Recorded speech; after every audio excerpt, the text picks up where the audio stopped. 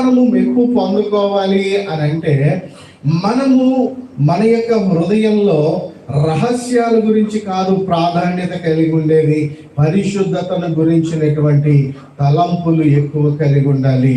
అప్పుడే మనము దేవుని వలన మనము మెప్పు పొందుకొనగలిగేటువంటి స్థితి మనము కలిగి ఉంటాము. హల్లెలూయా. కనుక చూడండి, ఇంకొక మాట చదువుకున్నాం కదా, 3వ వచనాన్ని కూడా కొన్ని మాటలు మనం చూసుకుని ప్రార్థన చేసుకుందాం.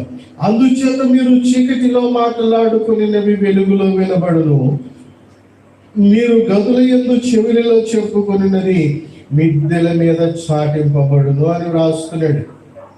ప్రియులారా, ఆలోచన చేయండి. చీకటిలో మాట్లాడుకునేటువంటి మాటలు, చీకటిలో ఎవరి గురించి ఏం మాట్లాడతాం మనం? ఎవరైనా మన మీద శత్రువులు అయ్యి కలిగి ఉంటే, ఎవరైనా శత్రు